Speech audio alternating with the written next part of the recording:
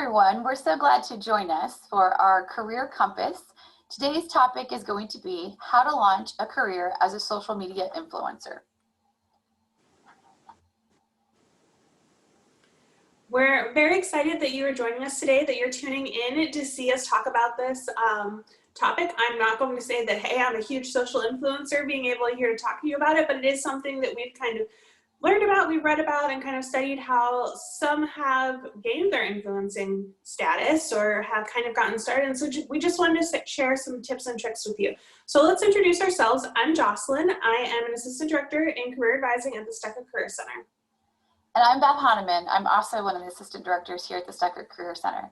And just like Jocelyn said, we're not experts on this. We just know this is a really growing field and a truly strong interest for a lot of students in terms of kind of goals and elements that they're looking for next steps. So we have to begin with the basics, right? What is a social media influencer? Well, believe it or not, when technology changes over time, so does different careers over time. And so a social media influencer is basically somebody who is influencing different industries, maybe has a large audience in terms of followers, and helping to persuade others in terms of recommendations. So when you think about kind of timing of different elements throughout the years and decades, why social influencers have become important is because peers are going to be one of the strongest elements in terms of helping to convince people to purchase certain items or, find out what's going on that's new. That's not atypical, but back in the day when we didn't have social media, you might go to your friends on the playground and be like, oh, so-and-so has new shoes, I want to get those. Or when you think about the 90s in terms of Air Jordan, in terms of commercials with the different elements.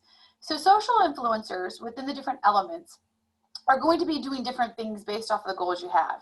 They're going to have tools in terms to help motivate others, maybe expand a social reach that they're looking for. And even more so, when people think about it, you can be potentially a celebrity, or you might be someone that's looking to be, hey, I want to be an entrepreneur and start this new niche or element that I see in society of what they're looking for.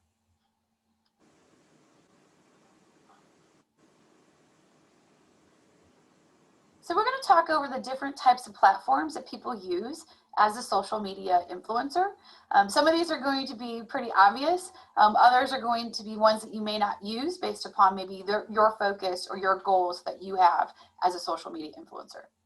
The first one, of course, is Facebook. Facebook got started in the early 2000s, late 1999, around that particular time frame that you see. And so many of it actually was more private. It was actually just for university students who had an email address that was edu. And then of course it went public, as everyone knows. Many times when it comes to Facebook, people might be like, oh, that's just for my parents in the different areas. You'll notice that almost every single social media influencer has a Facebook page.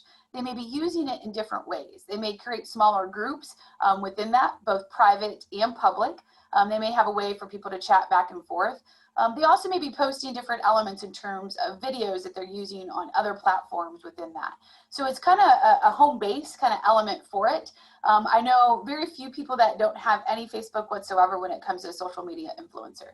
So that's really the place to begin and kind of have that kind of element in terms of kind of this is my home site that I have, and then you kind of expand from there. Then we have Twitter. So Twitter is a way that people are being able to just give out their thoughts and feelings in 140 characters or less. Or if they decide to write a whole novel, then it's multiple tweets at any time.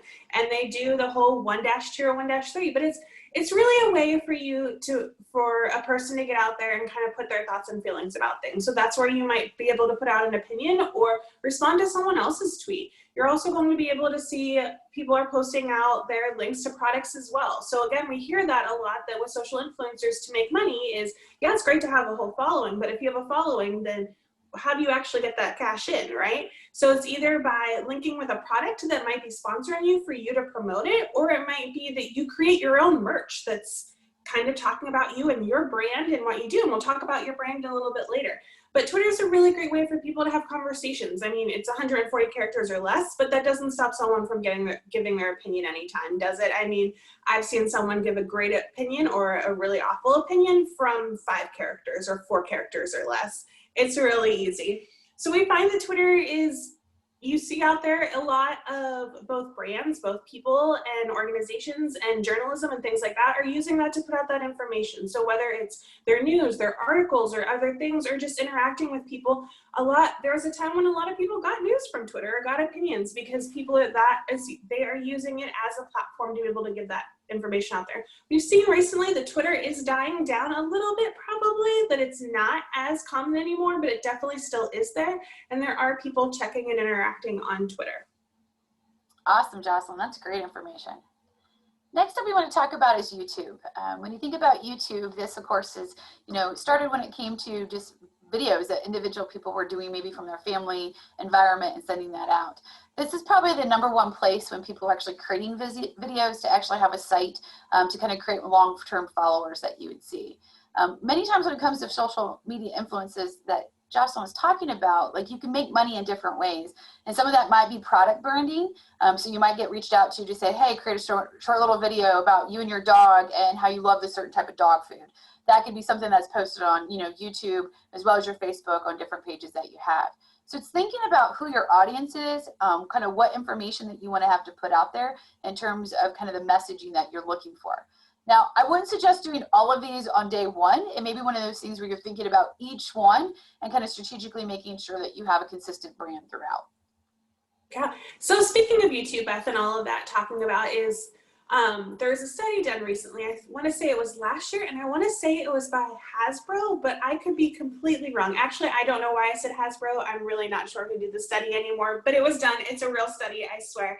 But so this company basically surveyed a bunch of elementary school children and asked them, what do you want to be when you grow up? And the predominant answer was a YouTube star, was a YouTube content creator. So we know that this is something that is above your kind of typical jobs anymore. The doctor, lawyer, or business executive those are kind of old school. Now people are seeing, they want to be what they are interacting with. They're interacting with YouTube, with Instagram, Twitter, things like that, with TikTok. And so that's what this is creating. And we're seeing now that this is a really great stream of a way to make money and to be able to survive. So the next one we want to talk about is Instagram. And I think Instagram is really what launched a lot of social. So while YouTube launched a lot of social influencers, so did Instagram. Because what it started off with, when you see people are like, here's a nice picture of my dinner, here's my nice foodie scene, has really launched into even more. So it's where you're going to be able to post a photo and be able to have that caption with it. And it's even changed even more as it continues to grow. So you now have your stories where you're able to post videos and interact, where you're able to do question and answer sessions with people. So influencers are really using this as a way to be able to post and build their brand and keeping that brand succinct throughout with things like different filters or types of posts and things like that. But they're also able to interact with fans on there again. So with that commenting back and forth, but really with things like the question and answer or giving them an insight into their day. It's really easy for them to be able to curate multiple stories throughout the day that just gives a little snapshot into their life. So when you're giving that snapshot into your life, you're making us feel like we know you a little bit more, because I'm able to see, oh, okay, so you woke up and it would look like this outside, or you had this for lunch, or you took this walk or did this activity. That makes me feel connected to you. So if you're showing snapshots from your vacation, snapshots of what your typical day is, or if you have a really cute pet that I just want to see and love, I'm going to check that out. I am a big sucker for pets, and if you have a cute animal, I'll probably follow you. I'm not going to lie. And so this is where we see a lot of people trying to build that brand initially. We see different pet, every time someone gets a pet, we see pet pages pop up all the time. And so some have skyrocketed and have huge following bases from this, whereas others are just with family and friends. It's a great way to just keep connected with others as well. And again, really basic idea is just when you're trying to build that Instagram following, go follow a bunch of people, go follow similar pages, follow different things, and you're going to start getting that trickle down effect of followers back. Yes, it's going to take a really long time to build up, but the more you're out there and interacting on any of these platforms with others and things, the more followers you're going to get on anything. This is typically where we see a lot more of those ads as well. So while we see, I mean, how many times have we watched a YouTube video and they pop up in the middle and they're like, by the way, here's this really great product that you should think about, or hey, this video is sponsored by. Well, we see this on Instagram too, and sometimes it's really obvious that it is an ad. Sometimes it's not. So sometimes you're going to see that swipe up to buy this or swipe up to check that out. Other times you might just see someone casually using it, or you might see the hashtag ad. So it's a really great way that we're seeing people are being contacted by different things to be able to make money by promoting their products there. That's awesome, Jocelyn. I love the example of the idea that the more you share of yourself, the more that they feel like it's connected and that you're, know that person. So very different when you think about celebrities or different people when they're selling products on a commercial, say in the 1980s, it'd be like, oh, here's this famous celebrity endorsing blank element. This is more of the idea of everyday life of what people would have and why they think it's good. So Pinterest, the reason I put Pinterest here is because it depends on what products you're selling. For sometimes when I get students that are interested in this particular field, they might have something that they started making, or maybe they have a talent on the different elements. So maybe they want to kind of, say, hey, I want people to know about this particular company or different elements. So we got different elements that people see, ranging from, products that are out there. You're like, hey, I want to show you my, room. And then you can kind of pin it to say, hey, I bought it here. And this is the different elements that I'm looking for to design. So again, it's one way to kind of think about what your ultimate goal is. Are you actually creating a product that you actually have, or are you somebody that wants to kind of create the brand and then start endorsing different products? So everybody's a little bit different when you think about entrepreneurship on this particular side. Especially with COVID, I've seen a lot more people actually want to create things, learn new hobbies on different areas. I know a couple people that were really big into cross-stitching again. Someone else was teaching other people how to play different music or different areas. And so again, kind of creating that setting that you can actually pin maybe where things are that you have in your house, your home, office, etc.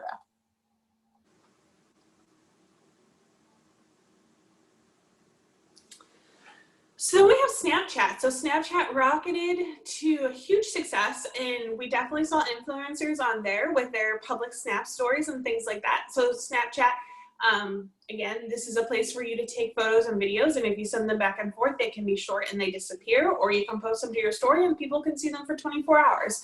And it definitely had its heyday where influencers were using it as well and posting stories there.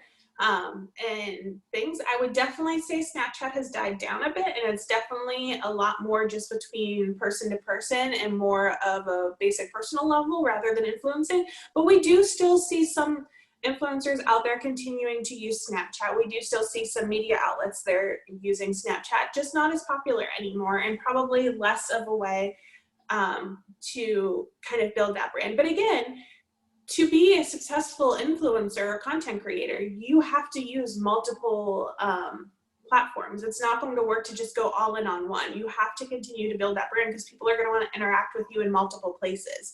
So having a Snapchat might not hurt, but it's there. And then one of the newer ones, TikTok. Okay, so I'm not gonna lie, I was the one out there that was like, I'm never gonna download TikTok, this is so dumb. And then my friend made me, because she's like, Jocelyn, I just want to send you some TikTok videos. And I was like, oh, okay, I guess I'll download it. Now I'm the one that sits there that I'm like, I'm going to watch TikTok for 5 minutes. And then I look at the clock and I'm like, oh, 2 hours have passed. Like, where did this time go? So TikTok is out there, and it's that short videos, maybe from 10 seconds to about, I think they can go up to a minute if I remember correctly. I've never actually made a TikTok video, I just watch them.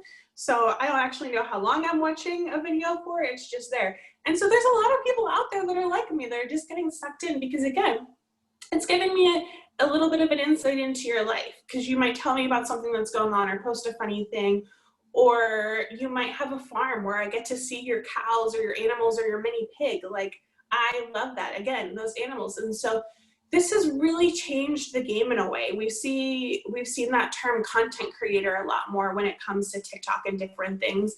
And especially with COVID, we're seeing a lot of those kind of more popular TikTokers that are able to quit their day job and be able to continue to build TikTok, that they are interacting with each other. Because again, it's good for you to have your brand, but if you're not out there interacting with followers and with people and other creators, you're not going to continue to build that brand. So I think TikTok is a great example when you see things like the Hype House or the Sway House or other people in different parts of the world, that they're getting together and letting their followers see each other and build upon that. And so one fan base becomes another fan base and they merge, and you're able to just get these more followers, because if you're similar, if your brands are similar, they probably are going to have a really great crossover.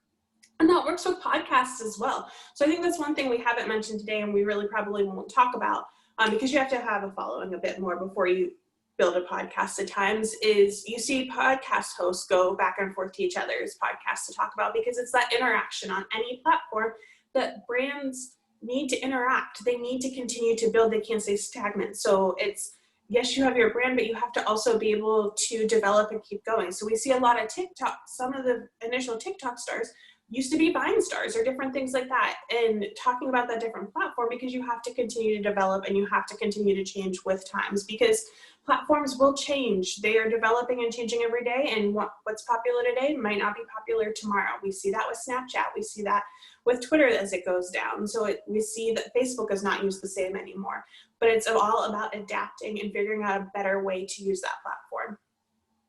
That's great, Jocelyn. One of the things I think was interesting about TikTok is, especially with COVID, how many younger people who had TikTok brought in their parents, grandparents into it for different videos. So don't just think it has to be only your kind of age group and your friends.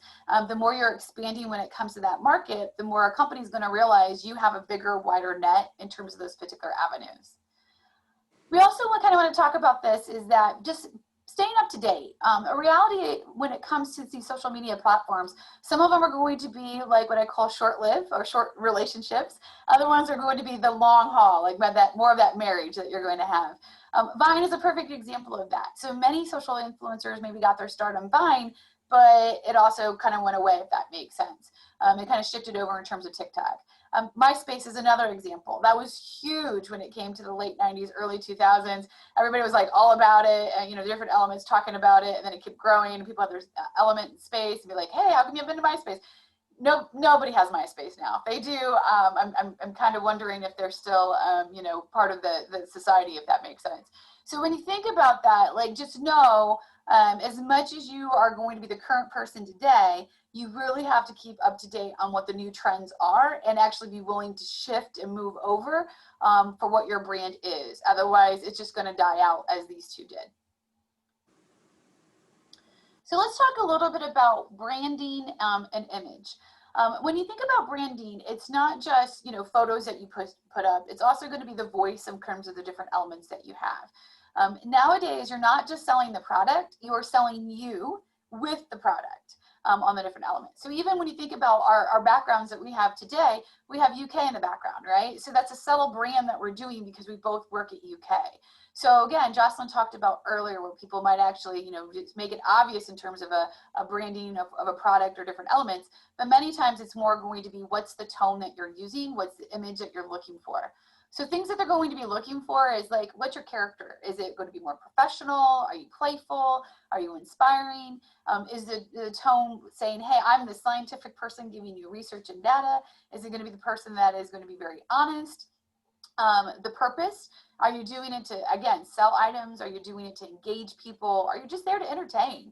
I mean, I took a video because I was bored during COVID and it went viral because everybody is like really excited about it. Like, there's a lot of different things that come into play with that. And then also kind of thinking about that language, right? You want to make sure that it's not going to be, overly complex. And so that's one of the things that's great about Twitter is that, you have short amount of words that you want to get your message across. And so it's very different compared to maybe writing a long paper that you would have for school. So it's just one of those things of thinking about what is your ultimate branding and goal and kind of what's that voice that you actually want to kind of, send out. So if you start to think about that, is how others launched their careers and how they launched their brands. So when you think of some of these people that we have up here, you have a very good idea of what their brand is. So when you think of JoJo, who started off on Dance Moms and was one person, and then launched into this whole brand with her bows and her sparkles and her colors. And so many people give her hate for being 17 or 18 now and still wearing these bows and working with unicorns and things, but that's her brand. Like, I will wear a bow and sparkles and dance with a unicorn if you're gonna pay me how much money, because that's who she is. That is the brand that she, with her ponytail that she knows. Ariana Grande and her ponytail, like, that is their brand, that is what they're known for, and that's what their fan base appreciates. So that's why you continue to build that. And your brand might change eventually, but you're still gonna have that baseline. So Kylie is a really great example of that. that she went through her awkward stage when she was younger, then might have had a few enhancements. Yes or no, we don't know. Yes, we know. And she became so famous for the hair colors and for her makeup, for her lips and everything, that she was able to launch that into an entire cosmetics line, because that was what her brand was. It started off with her lip kits and then built some more, because as she continued to grow and develop, that went with her. Then when she had a baby, then her brand changed a little bit more, that now she's also this mom. And so, but people are following along because she has such that basic brand that you know of, but is also evolving. And she's not evolving in this, I'm going to change it a snap of my fingers, but I'm going to do it slowly. But and be able to keep with that baseline that made me famous, I'm going to continue to display my makeup tricks and my hair and fashion and things like that. But I'm also going to put in other things, and that's going to build out there and give you some more information and bring in more followers on their platforms. And I think what's really interesting is that, again, they're not just relying on one platform, but they're going throughout more. Yes, I would say probably Instagram or YouTube is going to be their biggest two, but they're still interacting out there on more and gaining more. Just to add a little bit with that one, so Cameron Dallas, for example, on that one, got his start on Vine. And so when you think about social media followers, everybody's like, oh, like you can move from one platform to another, like Jocelyn talked about. It's also important to kind of know who their kind of audience is. And so I love that shift in terms of Kylie. Most people, when the TV show of Keeping Up with the Kardashians came on, thought that she was the one that nobody had no idea who she was. And now she's the one that's making the most out of the entire family.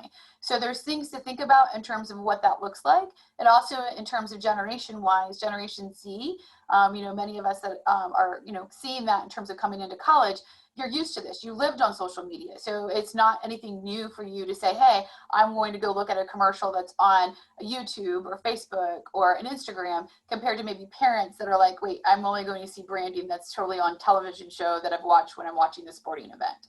So just kind of interesting to kind of see how it shifts over, of kind of, again, knowing that audience of who you're influencing. And so we might have mentioned people like Kylie and JoJo that got their start from famous siblings or from a TV show or something like that. But Tucker is an example that you don't have to be famous to become an influencer or social media star. Tucker is a golden retriever on Instagram and YouTube and Facebook that I follow and absolutely adore. And as you can see here with this photo, it's kind of understanding that each of these sites, you're going to have a little bit difference, that you're going to interact a little bit way and kind of display yourself a little different way. I love this dog. He's so adorable.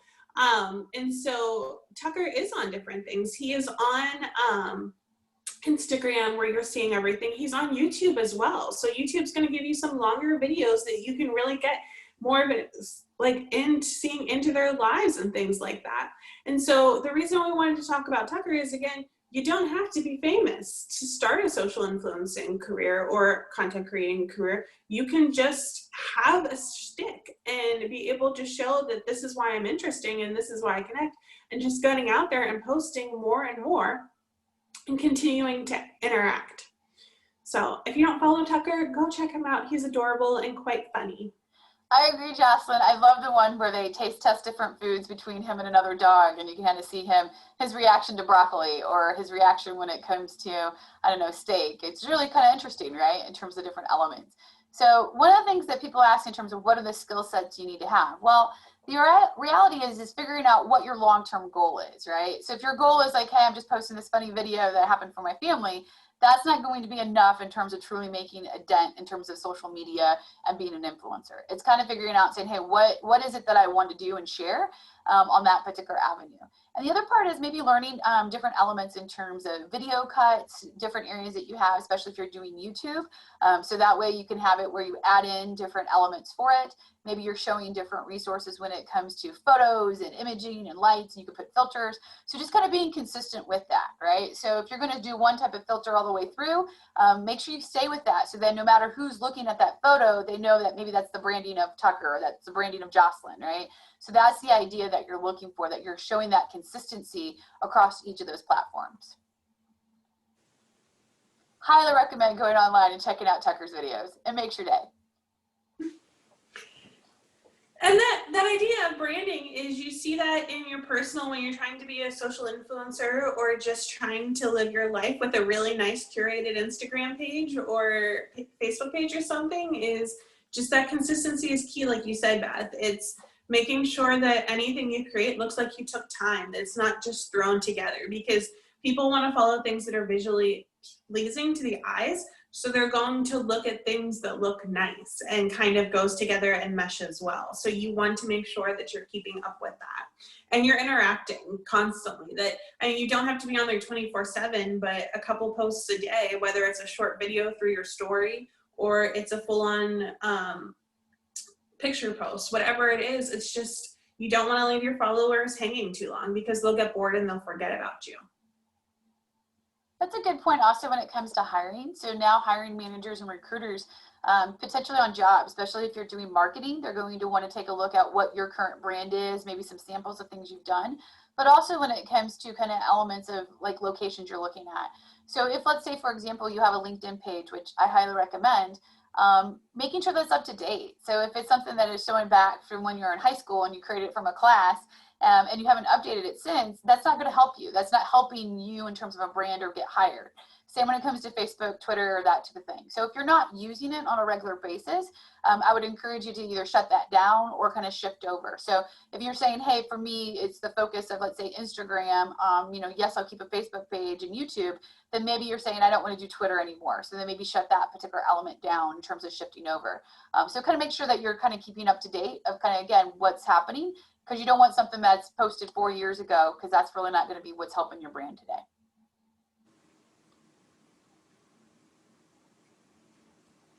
Yeah, so thank you again for joining us in today. We definitely hope that you learned a little bit more about social media and influencing and content creating and just overall what that brand means and things like that.